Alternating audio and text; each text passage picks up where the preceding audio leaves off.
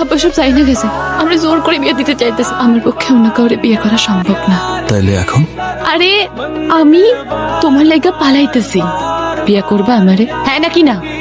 নালে কিন্তু আমি নাই। টাটা, গুড বাই, আমি চললাম। এতক্ষণে আসছো তুমি? মানে আপনি আরেকটু হলে টেনশন আর ভয়ে আমি মরে যাইতাম। কই গেছিলেন? একটা জরুরি কাজে, বসো।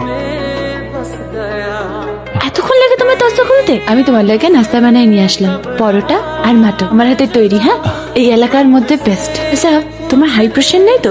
মানে কোনো প্রবলেম হইব না? প্রবলেম নাই।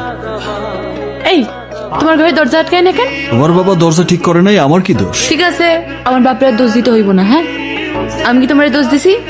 না না, এবার তুমি আমারে বলো আমি কেমনে টাইল দিব? ব্যবস্থা করতেছি। এই শোনো, তুমি কিন্তু ভুলে এই রুমে আসবে না, টাকাই পাব না। চাপ খাওয়ান শেষ করো। ওই লুচ্চা বাতাস, খালি পর্দা ওরে। কেমন লাগতেছে আমারে? সুন্দর। খালি সুন্দর না, কইবা অনেক সুন্দর। কত বড় সাহস, তুই আমার মুখের উপর তর্ক করিস? তুমি মাইয়া, আমি তর্ক করতেছি না আব্বা, তুমি জিদ করতেছো। কতটুকু চিনিস তুই ওই পোলাটারে? যতটুকু চেনার দরকার আমি ওরে ততটুকুই চিনি। আমি ওরে ভালোবাসি আব্বা। বেশরম মাইয়া, ঘর থেকে বাইর হওয়া বন্ধ।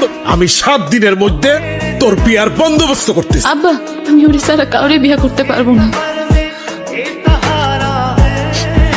আব্বা সব চাই না গেছে, আমরা জোর করে বিয়ে দিতে চাইতেছি। পাত্রও ঠিক করে ফেলছে, জানো আব্বা আমার গায়ে হাতও তুলছে। আমার পক্ষে অন্য কাউরে বিয়ে করা সম্ভব না। আমি ব্যাগ গুছাইয়া বাইরে হয়ে আসছি।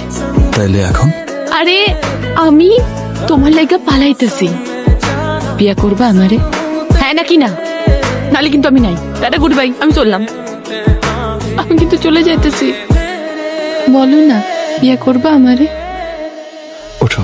মুসাম্মদ সোনিয়া, আপনি কি উপস্থিত সাক্ষীগণের সামনে আপনার স্বামী হিসাবে মোহাম্মদ ইব্রাহিমকে আপনার সজ্ঞানে এবং স্বেচ্ছায় কবুল করছেন?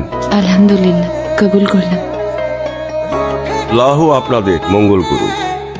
আমি তোমারে অনেক ভালোবাসি সোনিয়া। আচ্ছা, বিয়া করার সময় তো তোমার গলায় শুকাই গেছিল। আজকের দিনটা আমার জীবনে একটা বিশেষ দিন, কারণ আজকে আমি তোমারে মর করে পাইছি। সময় আমার কি বল? আমি আসতেছি সোনিয়া, আমি একটু বাইরে থেকে আইতেছি। তুই আজকে দিনও চলে যাবা? আমি বাইরে থেকে এসে তোমার সব বলতেছি। হঠাৎের কাছে যাওয়ার সঙ্গে সঙ্গে বৃষ্টির মতো গুলি কইরা সব চাষরা কইরা দিতে। তুই করছিলি, তুই করছিস।